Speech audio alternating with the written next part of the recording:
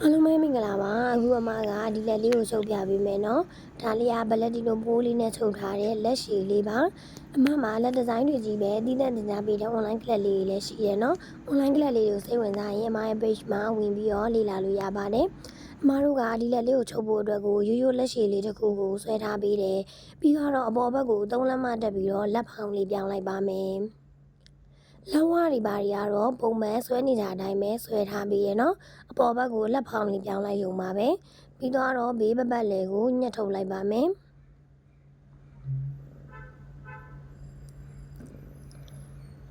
ပြီးတော့ရင်ပတ်တန်လေးကိုဖြန့်လိုက်မယ်နော်ဒီလိုလေးရမယ်အမတို့အပေါ်ဆုံးကနေပြီးတော့မှအောက်ကိုတစ်လက်မခွဲစီပေါ့နော်စင်တီမီတာနဲ့ဆိုရင်4စင်တီမီတာလောက်ကိုအမတို့4မှတ်လိုက်တယ်နော်မှတ်ပြီးတော့မြင်းလေးတွေကိုခဲရန်လေးတွေနဲ့ထားလိုက်ပါမယ်ဟောင်းအောင်ဆုံးမှာတမြင်းပေါ့နော်စုစုပေါင်းမြင်းက9မြင်းရှိရမယ်အဲ့9မြင်းကလည်းအကွာအဝေးလေးကညီတူညီမျှလေးပေါ့နော်ပြီးတော့မှအဲ့ဒီမြင်းကနေပေကွေးလေးတွေနဲ့ဘေးဘက်ကလေးကို1စင်တီမီတာ4စိတ်လောက်စီတက်ပြီးတော့အခုလိုပုံစံ1 white ကလေးဖြစ်အောင်ဝိုက်ပေးရမယ်9မြင်းလုံးကိုအဲ့လိုမျိုးလိုက်ပြီးတော့လုပ်ပေးရမယ်နော်ပြီးသွားပြီဆိုရင်အလဲမြင်းလေးကိုမှတ်ထားရမယ်အလဲမြင်းလေးကိုဆွဲထားတယ်ဒီအဝိုက်ကလေးတွေကိုတစ်ခုချင်းစီလိုက်ပြီးတော့ညှက်ထုတ်လိုက်ပါမယ်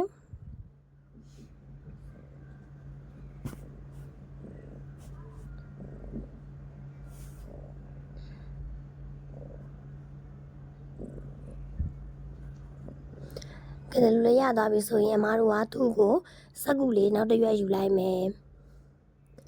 အဲ့ဒီစက်ကူလေးပေါ်မှာဒီຢာလေးတွေကိုလာတင်မယ်နော်တင်ပြီးတော့ဂျားထဲမှာကျတော့အမားတို့ကစက်ကူလေးတွေအစားသွင်းမှာပေါ့နော်ဂျားထဲမှာဒီလိုအကွာအဝေးလေးပေါ်မှာတော့တစ်လက်မခွဲထားလိုက်ပါတယ်စင်တီမီတာနဲ့ဆိုရင်တော့4စင်တီမီတာပေါ့နော်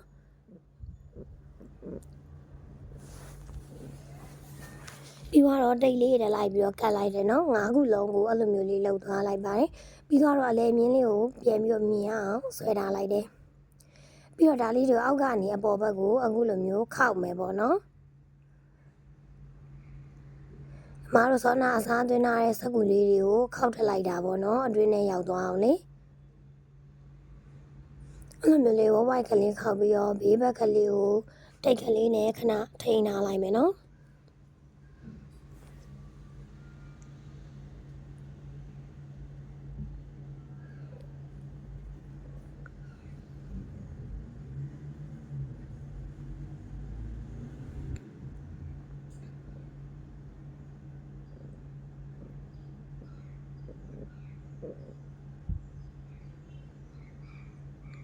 အဲ့လိုမျိုး9ခုလုံးခောက်လိုက်မယ်နော်ဒါလေးအမားတို့လေးအပြင်းတင်တဲ့ဘုတ်ခါတန်းလေးမှာတင်ပေးပြတဲ့လက်ဒီဇိုင်းလေးပေါ့နော်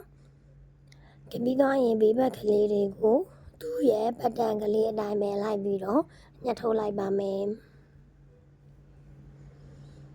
ဟောင်းနာကပူနေတဲ့စက်ကူတွေကဖယ်ထုတ်လိုက်မယ်နော်ပြီးတော့ဘေးနားမှာကတ်ထားတဲ့တိတ်လေးတွေကိုပြန်ခွာလိုက်ပါမယ်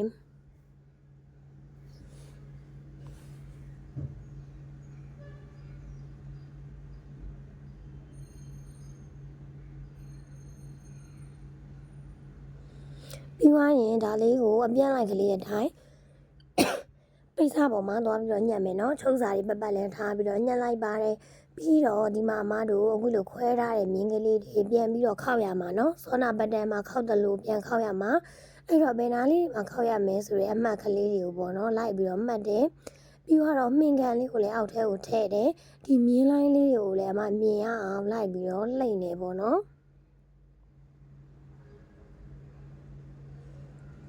အမတို့ဟိုဘက်ဘေးတောင်ဒီဘက်ဘေးတောင်အကုန်လုံးပေါ့နော်လိုက်မှတ်ရမယ်စားသွင်းထားတဲ့နေရာလေးတွေကိုလှိမ့်ရမယ်နော်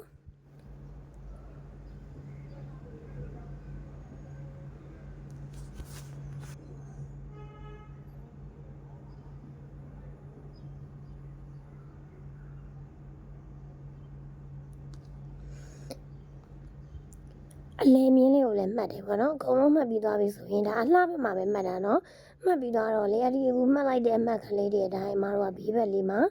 ပြန်ပြီးတော့ခောက်လိုက်တယ်ပြန်ကလေးနဲ့ထိုးရမယ်နော်အလဲကောင်တက်တဲ့ရောပဲ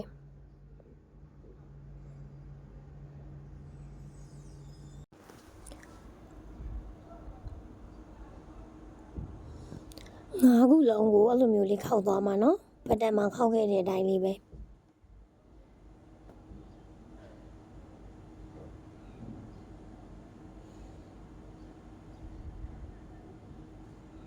ပြီးတော့စက်ကုံမုံသွားပြီးတော့အဲ့ဒီပင်ရထိုးထားတဲ့ဘေးနားလေးကိုလေတကြောင်နင်းပေးပါမယ်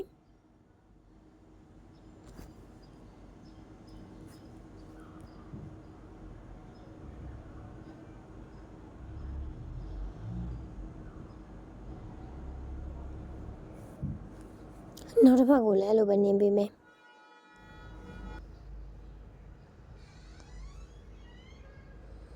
သူ့ရဲ့ခောက်ရလေးတွေအတိုင်းပေါ့နော်တကြောင်နင်းသွားပါမယ်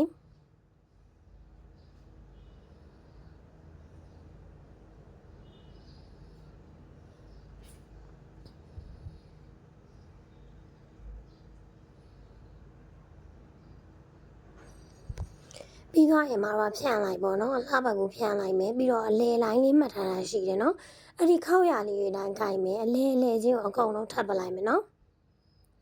အဲ့ဒီမှာဟိုအပေါ်ဆုံးကတဒွန်းကိုလေအပေါ်ဆုံးမှာရှိနေတဲ့တဒွန်းကိုလွတ်ထားလို့လည်းရတယ်၄တွန်းပဲ၄တွန်းလောက်ကိုပဲခိုင်ပြီးတော့ပေါ့နော်ဟိနာလေးကိုတုတ်လိုက်ပါမယ်တုတ်ပြီးတော့ပလဲလုံးလေးတက်လိုက်မယ်နော်ခောက်တော့9ခုမှလေအပေါ်ဆုံးကတစ်ခုကိုလွတ်ထားနော်4ခုကိုပဲအဲ့လိုမျိုးလေးထပ်ပြီးတော့တွန်းလိုက်ပြီးတော့ပလဲလုံးလေးထပ်လိုက်ပေါ့နော်ကျဲသီးလေးတက်လေးရပြီးတော့မှချီကိုတုပ်လိုက်ပြီးတော့အမားတို့ကအပေါ်ကတော့လက်ဖောင်းလောက်ထားဖြစ်တဲ့အတွက်ဒီပေါ်မှာထပ်ပြီးတော့ဖောင်းရအောင်မယ်နော်အဲ့တော့ဒီပေါ်မှာခောက်တွန်းလေးတွန်းနေအဲ့ဒါကဘလောက်ဝင်ကျတွေ့ရမလဲဆိုတော့ကိုကအင်းကြီးနဲ့လက်နဲ့ကိုသွားတွေ့ရမယ်သွားတွေ့ပြီးတော့မှနော်တော်တယ်ပြီးသွားတော့မှဒီຢာလေးဘယ်လောက်တွန်းရမယ်ဆိုတဲ့တန်မိုးလေးထွက်လာတော့မှအဲ့ဒါလေးကိုညီတူမြတူလက်ဖောင်းလေးတက်တယ်လို့မျိုးခောက်တုံကလေးတွေတွန်းပြီးတော့တက်သွားပေးလိုက်ရမယ်။ဒါဆိုရင်အဲ့လိုရသွားပြီဆိုတော့မှလက်ဝါလေးကိုခောက်ပြီးတော့ဒါမှကဘေးပိတ်ပြလိုက်မယ်ပေါ့နော်။